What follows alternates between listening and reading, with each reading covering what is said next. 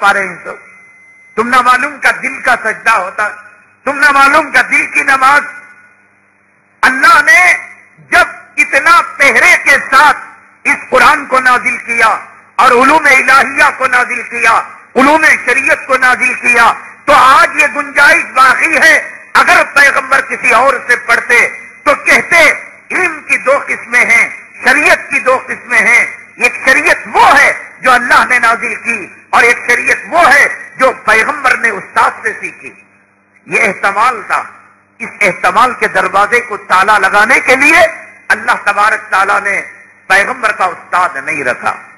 اسی لیے حضرت عیسیٰ علی نبینا علیہ الصلوۃ والسلام بچے جب بولنے لگے تو ان کی والدہ حضرت مریم علیہ السلام نے ان کو مکتب میں تعلیم کے لیے بھیجا۔ جاؤ بیٹے پڑھ لے کا جاؤ۔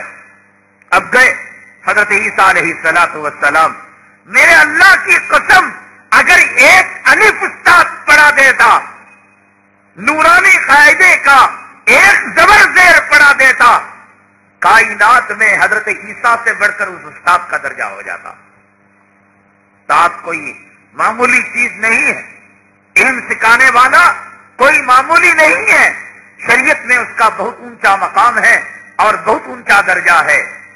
بھیج تو دیا حضرت عیسیٰ علیہ السلام کو ان کی والدہ نے۔ استاد بیٹھے ہوئے ہیں، بچے بیٹھے ہوئے ہیں، تپائی رکھی ہوئی ہے، الف با تا کی کتاب رکھی ہوئی ہے، استاد پڑھا رہے ہیں، سب پڑھ رہے ہیں، حضرت عیسیٰ علیہ السلام خاموش ہیں۔ اس کے بعد جب استاد نے پوچھا بیٹے تم کیوں نہیں پڑھتے؟ کہا کہ حضرت جی مجھے الف کا معنی بتائیے۔ کہا کہ بیٹے اس کا معنی نہیں ہوتا، یہ تو ابجد ہے، یہ الفابیٹ ہے، یہ کا معنی، بی کا معنی، سی کا معنی کیا ہو سکتا ہے؟ اے فار ایپل ہو سکتا ہے، بی فار بیبی ہو سکتا ہے، الف سے اللہ ہو سکتا ہے، بے سے بندہ ہو سکتا ہے، لیکن الف کا کوئی معنی نہیں ہوتا، اے کا کوئی معنی نہیں ہوتا۔ حضرت جب آپ کو معنی معلوم نہیں، مطلب معلوم نہیں، کیوں پڑھانے بیٹھ گئے؟ اگر پڑھ لیتے الف، قیامت تک کے لیے حضرت عیسیٰ سے مقام ان کا اونچا ہو جاتا۔ لیکن اللہ تبارک تعالیٰ نے وہ حکمت دی اور وہ ان کے اندر دل میں بات ڈالی کہ حضرت عیسیٰ علیہ السلام نے فرمایا آپ مجھے معنی بتائیے۔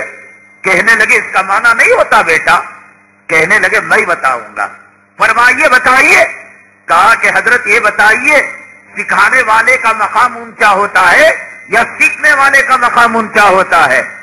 تو اب استاد کہنے لگے بیٹا سیکھنے والا کم ہوتا ہے اور سکھانے والے کا مقام اونچا۔ تو تشریف لائیے آپ یہاں، سپاہی پر آئیے، آپ سنبھالیے نورانی قاعدہ۔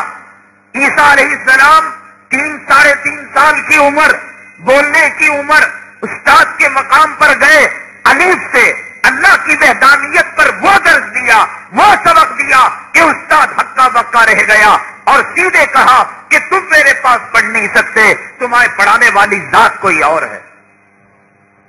گئے پیچھے پیچھے، کہا کہ اب آئندہ سے اس بچے کو ہماری درسگاہ میں نہ بھیجیے گا، ہمارے مکتب نہ بھیجیے گا۔ حضرت مریم نے پوچھا بچہ ہے حضرت جی، کوئی غلطی کی ہوگی، کوئی شرارت کی ہوگی؟ نہ یہ بچہ نہیں ہے، یہ وہی ہے جس کو اللہ نے کہا قال انی عبد اللہ آتانی الکتاب وجعلنی نبیا، کہ گود میں کہلوا دیا میں اللہ کا بندہ ہوں اور اللہ نے مجھے نبی بھی بنایا اور کتاب بھی دے دیا۔ تو ملاوٹ کے جتنے ذریعے تھے اللہ تبارک تعالیٰ نے ان پر پہرا لگا دیا۔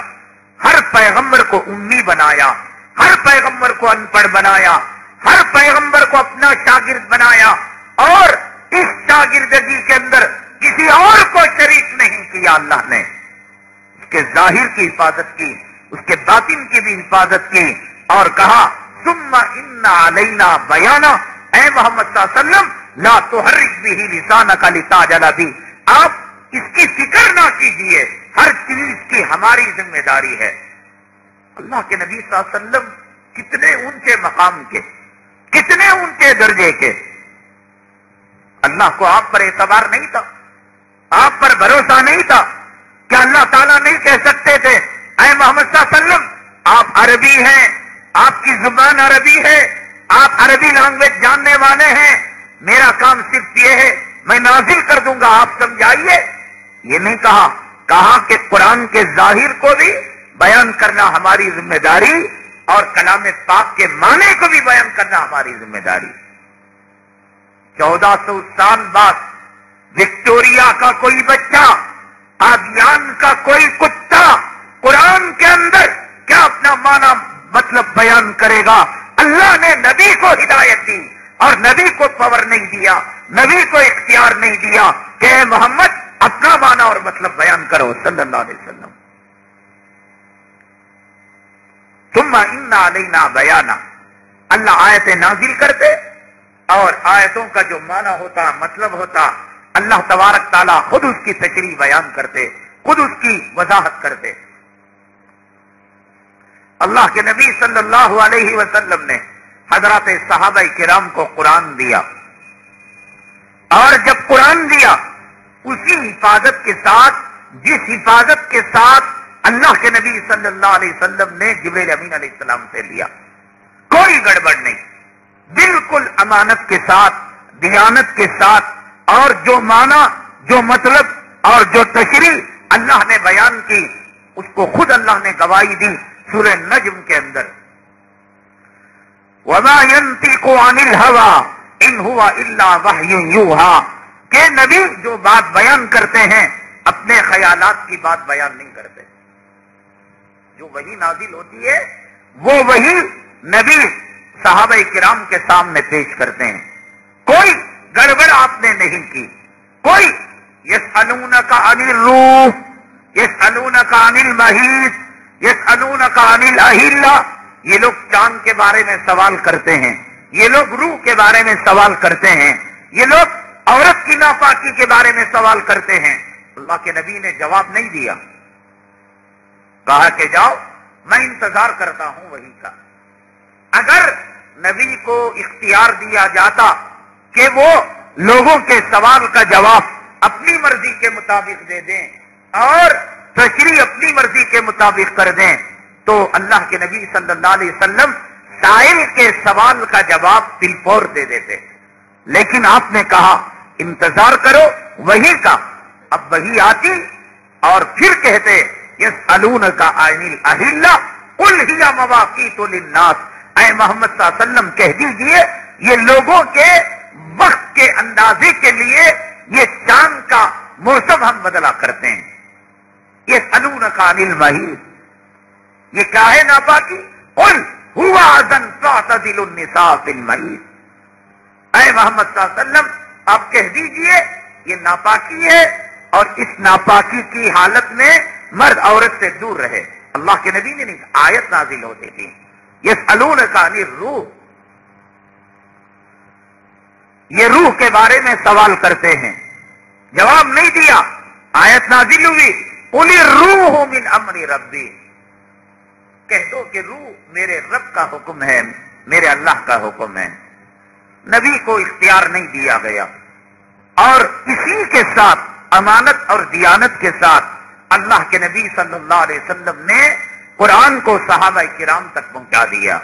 حجۃ الوداع کے موقع پر اللہ کے نبی صلی اللہ علیہ وسلم نے صحابہ کرام سے گواہی لی، الا هل قد بلغت، کیا میں نے تم تک اللہ نے جیسے جبرائیل علیہ السلام کو اور جبرائیل علیہ السلام نے جیسے میرے تک پہنچایا، اے صحابہ کیا تم گواہ ہو، کیا تم مانتے ہو کہ میں نے اسی امانت کے ساتھ اس اللہ کی بات کو، قرآن کو تم تک پہنچا دیا؟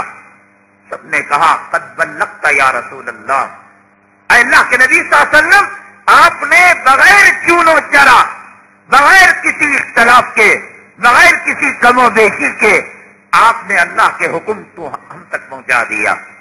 اللہ کے نبی صلی اللہ علیہ وسلم خوش ہو گئے اور شہادت کی انگلی آسمان کی طرف کی اور فرمایا اللہم اشہد، اللہم اشہد، اللہم اشہد، اے اللہ تو گواہ بن جا کہ یہ صحابہ گواہ دے رہے ہیں کہ میں نے تیرے دین کو ان تک بغیر کمی بیشی سے پہنچا دیا۔ کس حفاظت کے ساتھ اور کس پہرے کے ساتھ یہ دین اللہ سے جبریل علیہ السلام سے جناب محمد رسول اللہ صلی اللہ علیہ وسلم تک اور جناب محمد رسول اللہ صلی اللہ علیہ وسلم سے حضرات صحابہ کرام تک پہنچا. یہاں تک کوئی گڑبڑ نہیں, کوئی جھگڑا نہیں, کوئی اختلاف نہیں, کوئی ضلالت نہیں, کوئی گمراہی نہیں. اب صحابہ کرام کا مسئلہ, یہاں اگر کوئی کہے کہ اللہ نے دینے میں کمی بیشی کی, بھیڑ اور چمار کے نطفے سے پیدا ہوا, اور اگر کوئی کہے کہ بھئی جبریل علیہ السلام وہی لانے کے اندر غلطی کر لی, وہ بھی بھیڑ کا بچہ, اور اگر کوئی کہے اللہ کے نبی صلی اللہ علیہ وسلم نے خیانت کی, وہ بھی کافر کا بچہ. یہاں تک کوئی کسی کا اختلاف نہیں. وہ حرامی شیعہ ہے جو کہتا ہے کہ اللہ تبارک تعالیٰ نے قرآن دے کر بھیجا تھا جبرائیل کو یہ کہہ کر کہ حضرت علی تک پہنچا دو. جبرائیل علیہ السلام کو راستہ بھول گئے اور وہ آ گئے حضور صلی اللہ علیہ وسلم کے پاس. نہیں, یہ غلطی ہے. ذی قوت عند ذی العرش مکین مطاع ثم امین. طاقت والے بھی ہیں, امانت دار بھی ہیں حضرت جبرائیل علیہ السلام. کوئی خطا نہیں. صحابہ کرام, یہ اس لیے میں کہہ رہا ہوں, ہر کوئی یہ دعویٰ کرتا ہے میں دیوبندی, میں چیخ چیخ کر خون چھن کر اپنا حلق بٹھا کر سینہ سکا کر ہمارے دیوبندیاں صحیح تبلیغی نظام الدین کے حضرت جنو سلطان شاہ کے مرکز کے, انہیں چیخ چیخ کو مرتا ہے. بریلوی احمد رضا خان کو چھوڑنے کے لیے تیار نہیں. وہ بریلی کو بریلی شریف کہتا ہے, مکے کو مکہ شریف نہیں کہا آج تک, مدینے کو مدینہ شریف نہیں کہا, بریلی کو بریلی شریف کہہ دیا.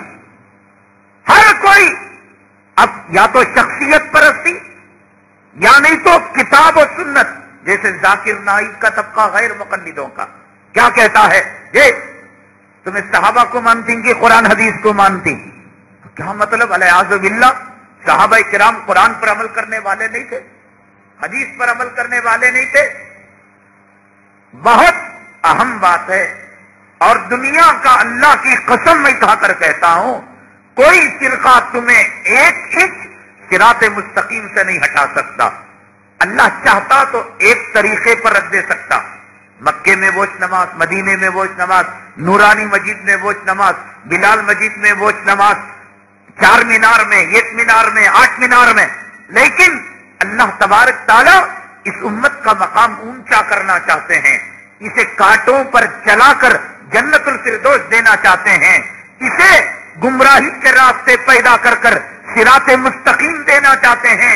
جناب محمد رسول اللہ صلی اللہ علیہ وسلم کے سامنے صحابہ کرام بیٹھے ہوئے تھے.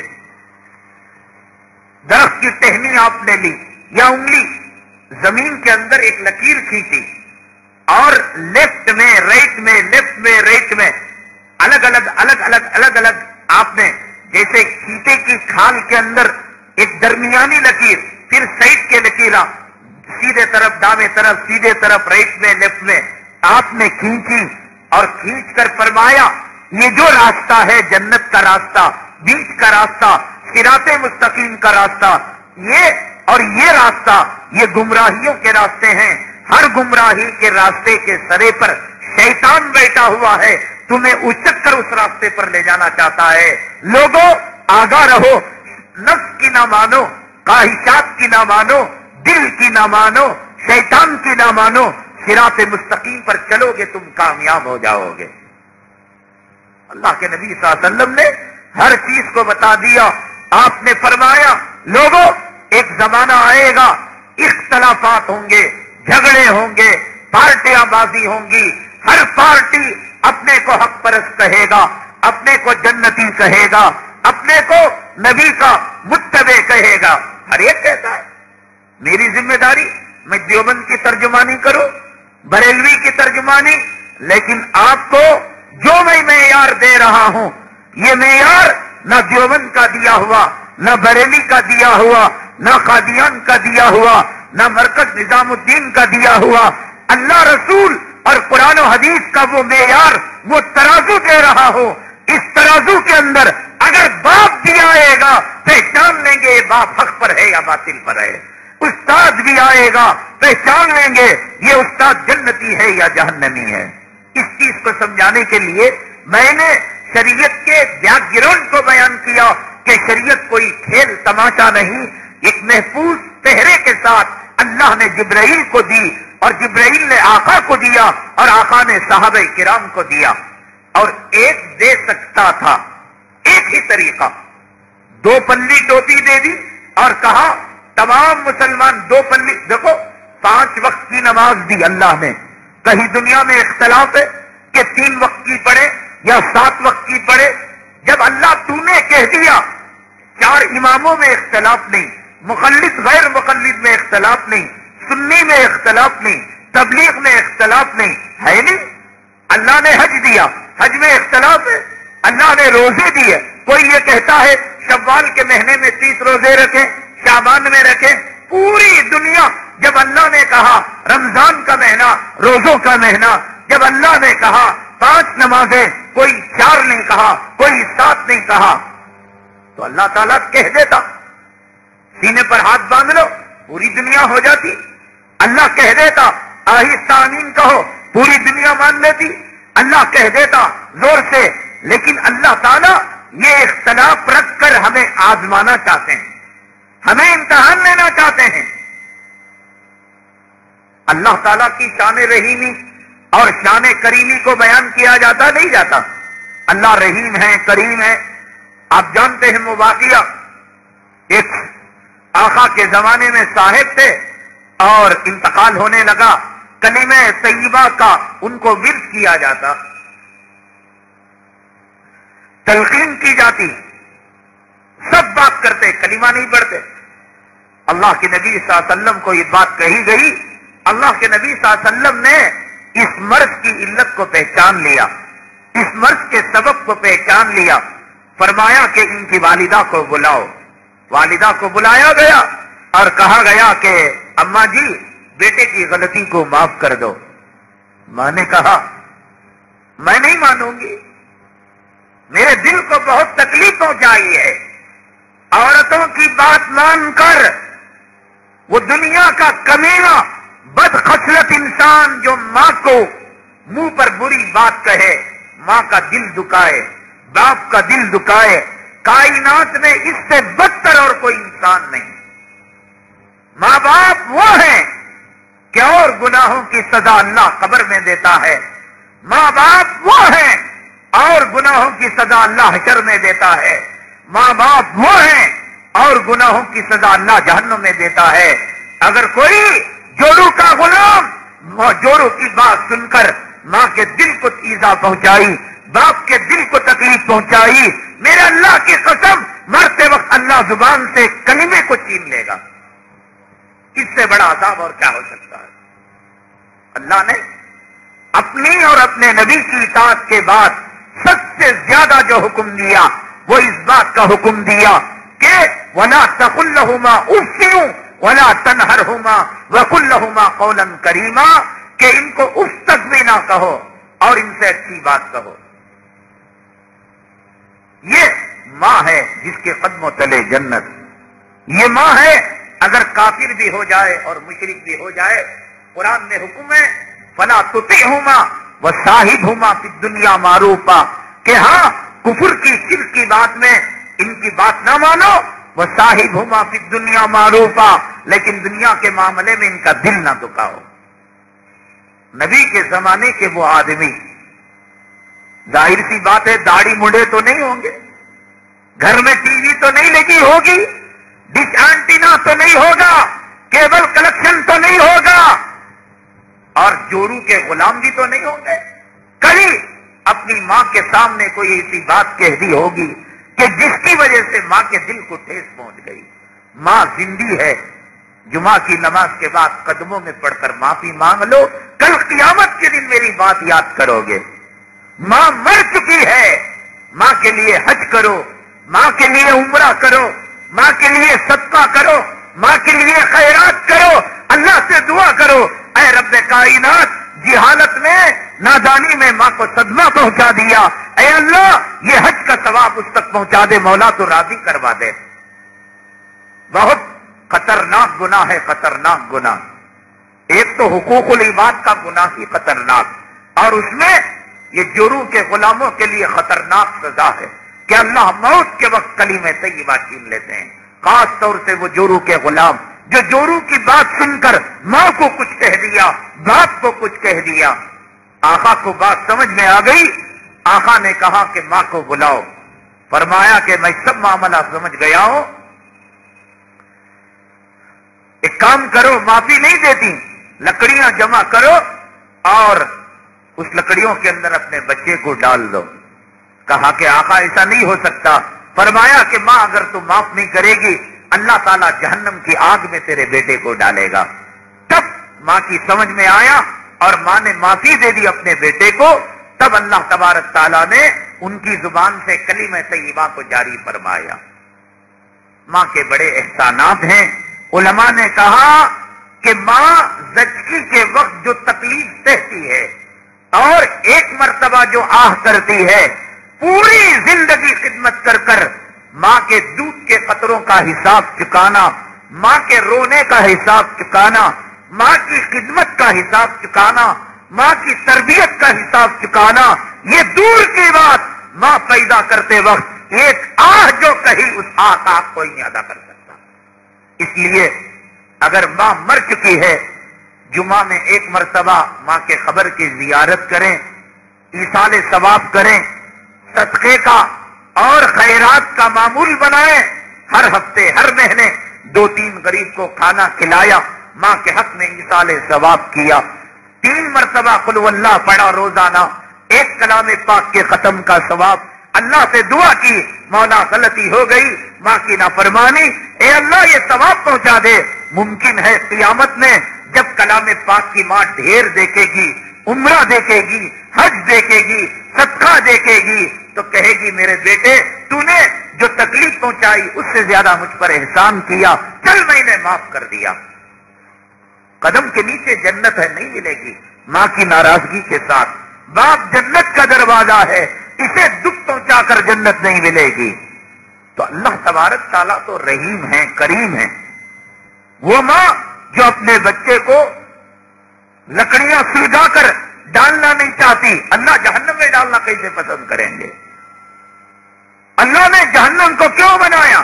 اللہ نے کافر کو کیوں پیدا کیا؟ مشرک کو کیوں پیدا کیا؟ اللہ نے یہود نصارہ کو، شیطان کو کیوں پیدا کیا؟ اللہ نہ رکھتا سب کے سب مسلمان ہو جاتے۔ لیکن اللہ تبارک تعالیٰ رکاوٹیں رکھ کر، امتحانات رکھ کر اللہ تبارک تعالیٰ بندے کو نکھارنا چاہتے ہیں۔ اللہ تعالیٰ آزمائش کے اندر کامیابی دے کر خلیل بنانا چاہتے ہیں، محبوب بنانا چاہتے ہیں۔ اس لیے اللہ تبارک تعالیٰ نے 70 پر 3 فرقے بنائے، یہ دیکھنے کے لیے کون کس فرقے کا منہ چاٹتا ہے، کس فرقے میں چل پڑتا ہے، کس کی پوجا کرتا ہے، کس کو نبی مانتا ہے، کس کو خدا مانتا ہے۔ اس لیے بنائے اللہ نے۔ اللہ کو محبت ہے، لیکن قانون یہ ہے کہ امتحان پاس کرنا پڑے گا، آزمائش کا پرچہ لکھنا پڑے گا اور صبر کا دامن پکڑنا پڑے گا۔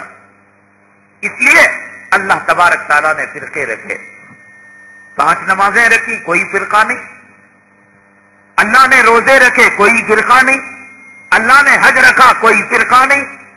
تو جب ان میں نہیں تو اور چیزوں میں بھی ہو سکتا ہے، اللہ کر سکتے ہیں، لیکن اللہ کی مرضی اور اللہ کا منشا یہ کہ ان گمراہیوں کے اندر ہدایت کے راستے کو پکڑے۔ اللہ کے نبی نے وہ جو لکیر کھینچی، فرمایا کہ یہ صراط مستقیم ہے اور دائیں بائیں ہر راستے کے موڑ پر شیطان بیٹھا ہے، ان کی تم بات مت مانا اور ان کے نقش قدم پر نہ چلنا، صراط مستقیم پر چلنا۔ تو یہ اللہ تبارک تعالیٰ نے ہدایت دی، اور اس کے لیے اللہ تبارک تعالیٰ نے کلام پاک پر کڑا پہرا لگایا۔ علوم الہیہ اور علوم شریعت اللہ تبارک تعالیٰ نے ان پر کڑا پہرا لگایا۔ صحابہ کرام تک یہ دین پہنچا. صحابہ کرام رضوان اللہ تعالی علیہم اجمعین اللہ نے قیامت تک آنے والی نسل انسانی کے اندر ان کو چن لیا، ان کو سلیکٹ کر لیا. یہ ابو بکر صدیق قیامت تک آنے والے اربوں خربوں انسانوں میں ایک ہی تھے. اللہ نے ان کو یار غار بنایا، اللہ نے ان کو نبی کا مصاحب بنایا، ہجرت کا ساتھی بنایا. یہ ایک ہی تھے عمر بن خطاب، یہ ایک ہی تھے عثمان غنی، یہ ایک ہی تھے طلحہ، یہ ایک ہی تھے زبیر. یہ کروڑوں اربوں خربوں نفوس میں سے، انسانوں میں سے اللہ نے ان کو نبی کی غلامی کے لیے چن لیا. اور اللہ نے جبریل علیہ السلام کو دیا یہاں تک NOC. جبریل علیہ السلام نے آقا کو دیا، کوئی معاملہ نہیں. اللہ کے نبی نے صحابہ کو دیا، کوئی معاملہ نہیں. اور صحابہ بھی جب تک رہے اللہ نے ان کی حفاظت فرمائی. اسی لیے علماء نے کہا الصحابۃ کلہم عدول، تمام کے تمام صحابہ متقی ہیں، پرہیزگار ہیں. ان میں جو بھی عمل کرے وہ تمام کے تمام جنتی ہیں، اور وہ ہر عمل جنت تک جانے والا ہے. یہاں اچھی طرح بات سمجھ لیں. اللہ کے نبی صلی اللہ علیہ وسلم سے پوچھا گیا، اے اللہ کے حبیب پاک صلی اللہ علیہ وسلم، جب اختلافات ہوں گے، جھگڑے ہوں گے، ہر آدمی ایک پگڑی والے کو پکڑ لے گا، کوئی تسبیح والے کو پکڑ لے گا، اور کوئی کتاب کو پکڑ لے گا، کوئی غیر مقلد کو پکڑ لے گا. اس اختلاف سے، اس جھگڑے سے بچنے کا راستہ کیا ہے؟ اللہ کے نبی صلی اللہ علیہ وسلم نے فرمایا میرے تمام کے تمام صحابہ ستاروں کے مانند ہیں. اصحابی کالنجوم بأیہم اقتدیتم اہتدیتم، کہ میرے تمام صحابہ ستاروں کے مانند ہیں. ایک صحابی کے طریقے کو بھی تم اپنا لو گے، کسی بھی صحابی کے طریقے کو اپنا لو گے، تم جنت میں چلے جاؤ گے، تم ہدایت پر آ جاؤ گے. والسابقون الاولون من الانصار والمہاجرین والذین اتبعوہم بإحسان رضی اللہ عنہم ورضوا عنہ. اللہ نے کہا انصار ہو کے صحابی مہاجر، سابقین اولین ہیں، سابقین آخرین ہیں، یعنی پہلے جو ایمان لائے بعد میں ایمان لے آئے، مکے کے رہنے والے، مدینے کے رہنے والے، انصار مہاجرین. اللہ نے ٹائٹل دیا رضی اللہ عنہم ورضوا عنہ، اللہ ان سے راضی ہو چکے اور وہ اللہ سے راضی ہو چکے. صحابہ کرام تمام کے تمام بخشے بخشائے. صحابہ کرام میں جو عمل کا اختلاف ہے، یہ عمل کا اختلاف سنت اور بدعت کا اختلاف نہیں ہے. اگر ایک صحابی سنت اور ایک صحابی بدعت پر ہوتا، ایک صحابی ہدایت اور ایک صحابی ضلالت پر ہوتا، ایک صحابی صراط مستقیم اور ایک صحابی تیرے راستے پر ہوتا، تو اللہ یہ نہیں کہتے، نبی یہ نہیں کہتے کہ ان میں سے تم جس کا راستہ اپنا لو تم کامیاب ہو جاؤ گے. اللہ کے نبی یہ کہتے ان میں جو صراط مستقیم پر ہے صرف تم ان کے راستے پر چلو، ان میں جو بگڑے ہوئے ہیں ان کے راستے پر نہ چلو. الیاذ باللہ، یہ بات صحابہ کرام کے تعلق سے نہیں کہی گئی. سمجھ میں آئی بات؟ صحابہ کرام میں جو جھگڑا تھا، اب یہاں سے ہماری بات اچھی طرح سمجھ میں آتی ہے. ہم میں جھگڑے ہیں، ایک طبقہ عرس کو مانتا ہے، ایک طبقہ چھلے کو مانتا ہے، ایک طبقہ قوالی کو مانتا ہے، ایک طبقہ خانخواہ کو مانتا ہے، ایک طبقہ بریلی کو مانتا ہے، ایک طبقہ دیوبند کو مانتا ہے. تو اب یہ جو ہمارے جھگڑے ہیں، ان جھگڑوں میں کتنے جھگڑے ہدایت اور ضلالت کے، کتنے جھگڑے سنت اور بدعت کے، کتنے جھگڑے صراط مستقیم اور گمراہ راستے کے، اور کتنے جھگڑے وہ جو آپسی اختلافات کے جو صحابہ کرام میں تھے. اختلافات دو قسم کے ہوتے ہیں.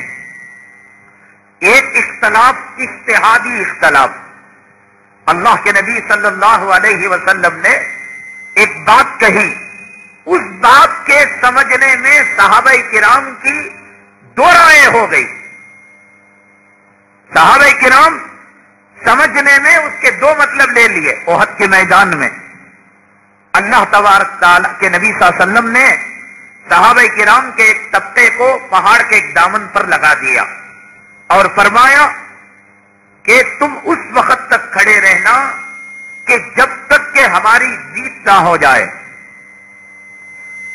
اور میدان احد کے اندر، جنگ احد کے اندر ایک واقعہ ایسا پیش آیا کہ لگ رہا تھا مسلمانوں کی جیت ہو گئی اور مسلمانوں کے ہاتھ کے اندر فتح کا جھنڈا آ گیا. بات غور سے سننا. صحابہ کرام اللہ کے نبی صلی اللہ علیہ وسلم کی مرضی کے خلاف مر جائیں گے، کٹ جائیں گے، ماؤں کے جنازے نکال دیں گے، اولاد کو قتل کر دیں گے اور اپنے جسم کے ٹکڑے کروا لیں گے. اللہ کی قسم کسی صحابی کے دل میں نبی کے دل کو ٹھیس پہنچانا ہرگز نہیں. ہر صحابی کی تمنا کہ نبی کی خواہش اور نبی کے حکم کی تعمیل کریں.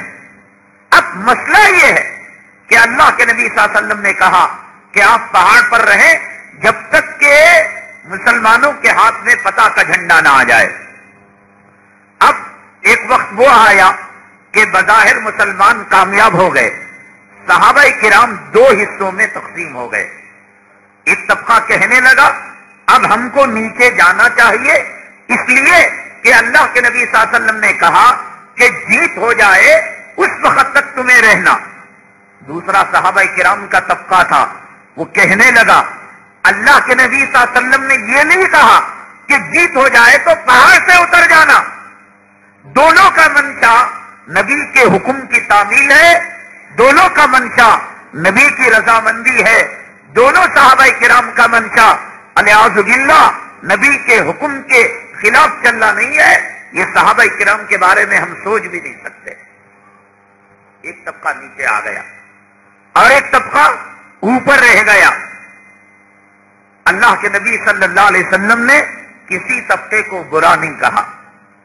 جو نیچے آئے ان کو یہ نہیں کہا کہ تم گمراہ ہو گئے، اور جو اوپر تھے ان کو یہ نہیں کہا کہ تم نے جنت کی چابی پالی.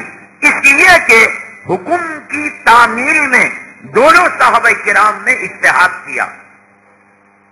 دونوں صحابہ کرام نے کوشش کی کہ نبی کی رضا مل جائے، نبی کی خوشنودی مل جائے. ایک مثال. اور دوسری مثال، صحابہ کرام سفر میں جا رہے تھے. ذاکر نائک کا باپ بھی خبر سے آئے گا، اللہ کی قسم ایک انچ صراط مستقیم سے ہمیں نہیں گمراہ کرے گا. یہ بات اگر سمجھ جائیں آپ، یہ بات، یہ پیمانہ اگر آپ کے ہاتھ لگ جائے، غلام احمد قادیانی، بریلوی اور جتنے باطل فرقے ہیں، آپ تنہا انشاءاللہ ان سے مناظرہ کریں گے، آپ میں وہ صلاحیت پیدا ہو جائے گی. دوسری مثال، ایک صحابہ کرام کا طبقہ سفر میں جا رہا تھا. نماز عصر کے تعلق سے اللہ کے نبی صلی اللہ علیہ وسلم نے فرمایا کہ دیکھو تم بنو قریظہ، ایک علاقہ ہے، ایک بستی ہے بنو قریظہ جہاں وہ قبیلہ بستا ہے. فرمایا کہ تم وہاں جا کر عصر کی نماز پڑھ لینا. اتفاقاً صحابہ کرام کو تاخیر ہو گئی عصر کی نماز میں، پہنچ نہیں سکے بنو قریظہ. ٹرافک جام تھا، کوئی مسئلہ درپیش ہو گیا، جو بھی رہا ہو. اللہ کے نبی صلی اللہ علیہ وسلم کا حکم کیا تھا؟ بنو قریظہ کے اندر جا کر تم عصر پڑھنا. 9 گلاس سے نکلے، فرمایا کہ تم مارکیٹ میں جا کر عصر کی نماز پڑھنا. اب دیر ہو گئی، عصر کی نماز قضا ہونے کو آ گئی. صحابہ کرام کے اندر دو طبقے ہو گئے. ایک طبقہ یہ کہنے لگا کہ ہم نماز پڑھ لیں گے، اللہ کے نبی صلی اللہ علیہ وسلم کو قضا نماز پسند نہیں، اللہ قضا نماز پسند نہیں کرتا. اللہ کے نبی نے جو یہ بات کہی کہ مارکیٹ میں جا کر تم عصر کی نماز پڑھنا، بنو قریظہ میں جا کر تم عصر کی نماز پڑھنا، اس کا مطلب یہ تھا کہ جلدی سفر کر کر عصر کے وقت میں پہنچ جانا. اب نہیں پہنچے، ٹھیک ہے، ہم عصر کی نماز یہیں پر پڑھ لیں گے، ہم قضا ہونے نہیں دیں گے. صحابہ کرام کا آدھا طبقہ یہ کہنے لگا اللہ کے نبی صلی اللہ علیہ وسلم نے ہمیں بنو قریظہ میں جا کر مارکیٹ میں جا کر عصر کی نماز پڑھنے کے لیے کہا، اب ہم وہیں جا کر پڑھیں گے بھلے سے نماز قضا ہو جائے۔ کیا جو لوگ عصر پڑھ رہے ہیں ان کا منشا یہ ہے کہ نبی کے دل کو دکھائے، اور جو لوگ عصر چھوڑ رہے ہیں کیا ان کا منشا یہ ہے کہ نبی کے حکم کے خلاف چلے؟ دونوں نے نبی کے منشا کو پانے کے لیے اجتہاد کیا، انہوں نے کوشش کی نبی کی مراد کو پانے کے لیے، نبی کی مرضی کو پانے کے لیے۔ ایک طبقے نے عصر کی نماز پڑھ لی اور ایک طبقہ بنو قریظہ جب پہنچا، مارکیٹ جب پہنچا، جب جا کر اس نے عصر کی نماز قضا کی۔ اب فیصلہ گیا اللہ کے نبی صلی اللہ علیہ وسلم کے پاس۔ اللہ کے نبی صلی اللہ علیہ وسلم نے ان کے دلوں کی حالت کو جانا۔ جنہوں نے عصر کی نماز پڑھی ان کا منشا بھی تھا شریعت پر عمل کرنا، اور جنہوں نے بنو قریظہ میں آ کر قضا نماز پڑھی ان کا منشا بھی یہ نہیں تھا سستی کاہلی کرنا، نبی کے حکم کے خلاف کرنا، اللہ کے حکم کے خلاف کرنا، نماز کو ٹلانا۔ یہ طبقہ بھی مقصد تھا نبی کے منشا کو پانا، اس طبقے کا بھی منشا تھا نبی کی رضا کو پانا۔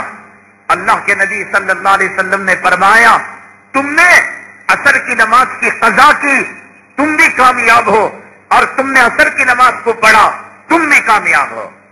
دونوں کی آپ نے کہا کہ دونوں طبقے برحق ہیں۔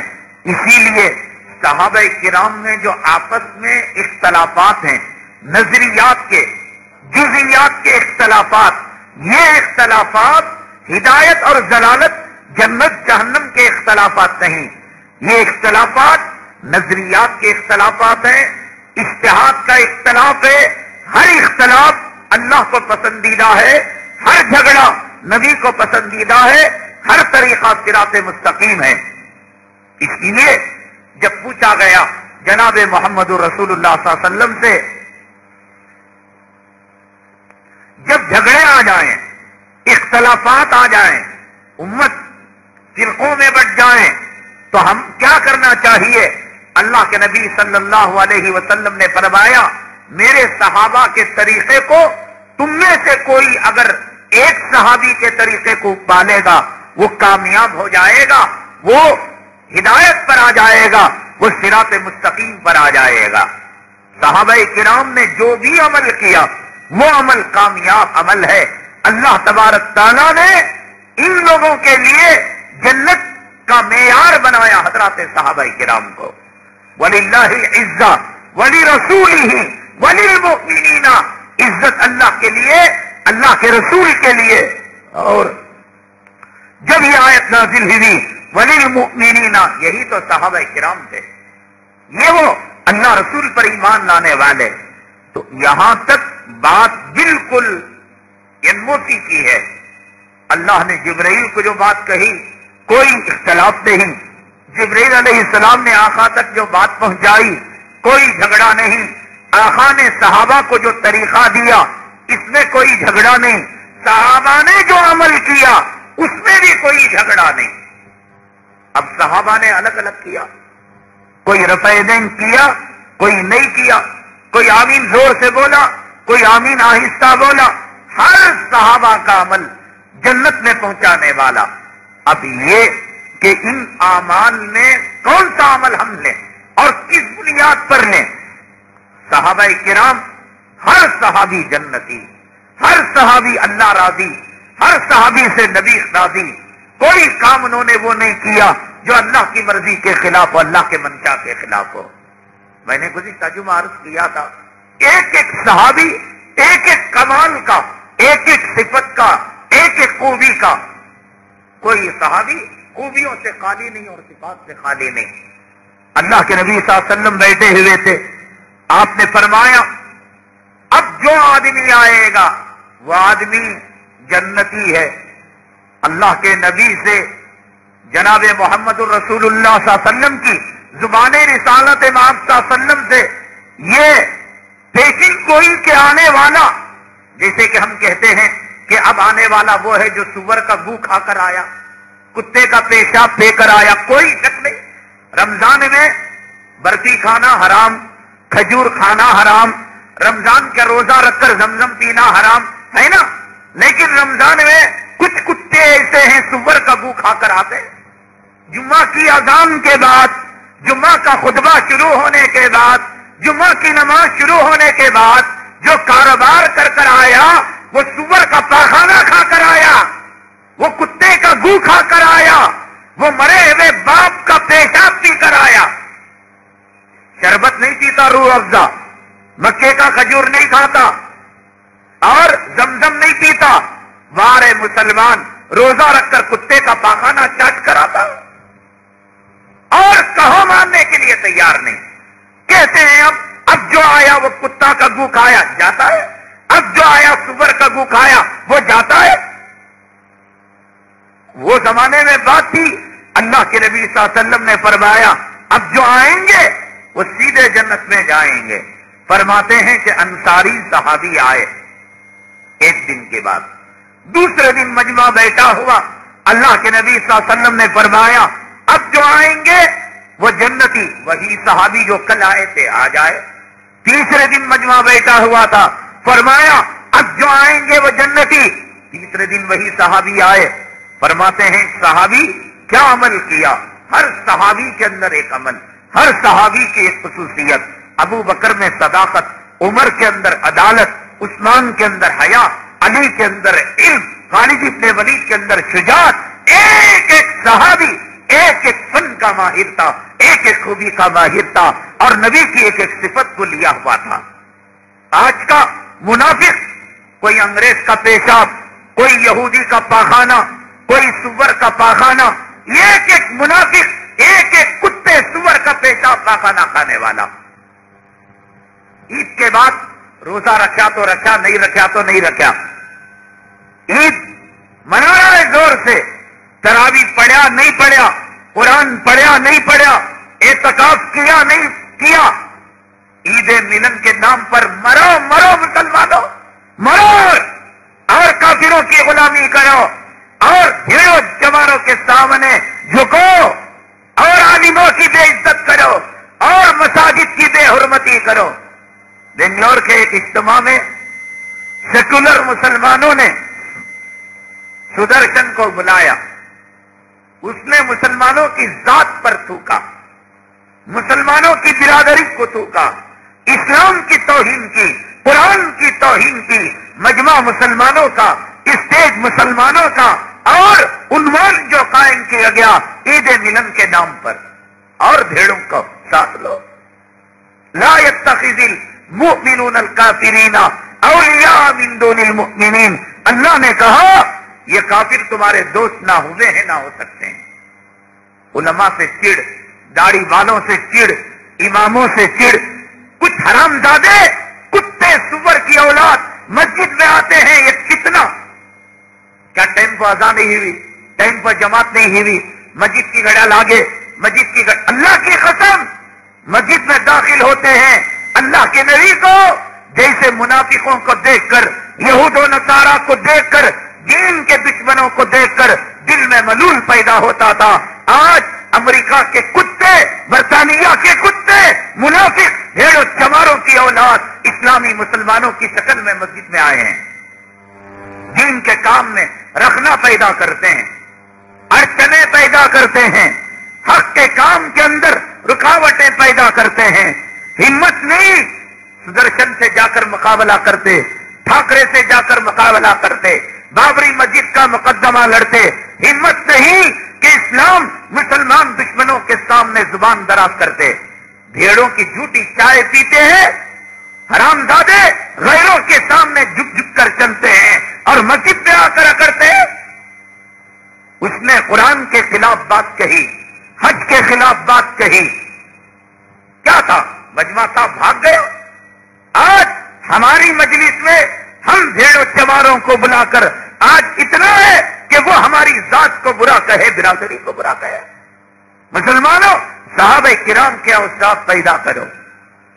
صحابی آئے، 3 دن آقا نے جنت کی سند دی اور فرماتے ہیں کہ میں ان کے گھر گیا، ان کو پتا نہیں کہ اللہ کے نبی نے ان کو جنتی کہا. فرمایا کہ میں آپ کے گھر مہمان ہونا چاہتا ہوں. تو کہا کہ ٹھیک ہے، دن میں رہے رات میں رہے. اور جب مہمانی کی مدت ختم ہونے لگی فرمایا کہ کوئی خاص عمل تو دیکھا نہیں کہ تم تہجد لمبی پڑھتے ہو، قرآن کے اتنے پارے پڑھتے ہو، معمولی تہجد، معمولی نماز، معمولی زندگی.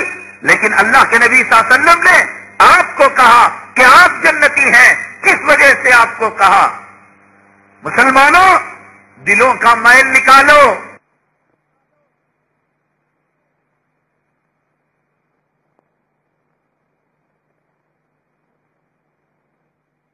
پر اتفاق پیدا کرو، فرقوں میں نہ بٹو. واعتصموا بحبل اللہ جمیعا. انگریز کتا تمہیں چبانے کے لیے تیار ہے، یہودی نگلنے کے لیے تیار ہے، کافر تمہیں اپنا وجود ختم کرنے کے لیے تیار ہے.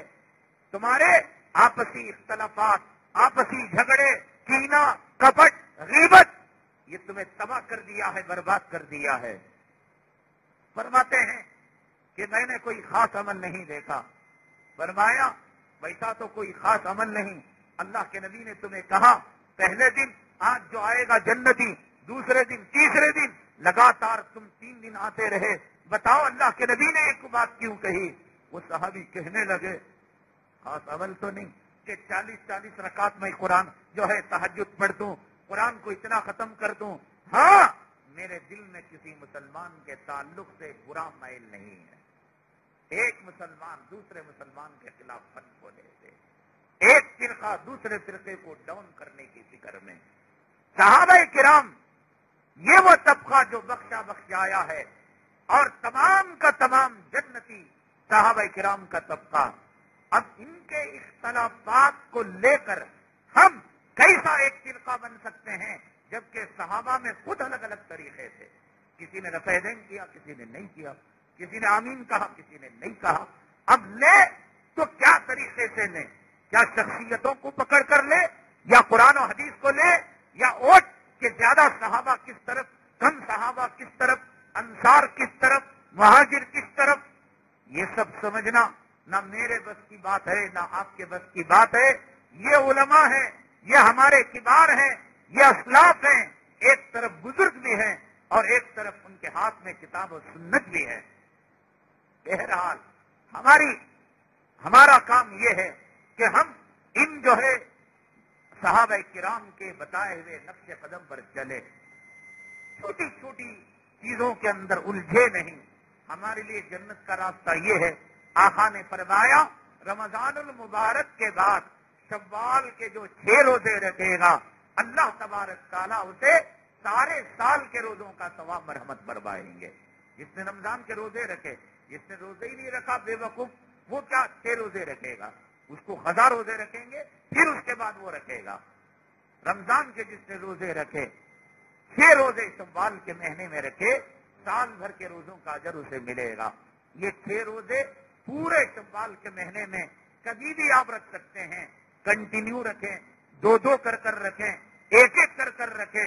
شوال کا مہینہ ختم ہونے سے پہلے ان 6 روزوں کو رکھ لیں. بس ہمارے لیے یہ ہدایتیں ہیں کہ جن پر چل کر ہم جنت کے راستے پر چل سکتے ہیں. صحابہ کرام کے اس جو ہے اختلاف کے جھمیلے میں کون صحابی کے طریقے کو اپنانے کے لیے کیا ہمارے پاس معیار ہے صراط مستقیم کا؟ اس اہم عنوان کے ساتھ اگلی جمعہ حاضر خدمت ہوں گے. اللہ تعالیٰ سے دعا ہے اللہ تبارک تعالیٰ ہم میں اتفاق پیدا فرمائے، اللہ تفریقے کو مٹائے، اللہ تبارک تعالیٰ صراط مستقیم نصیب فرمائے. آمین. واخر دعوانا الحمدللہ رب العالمین.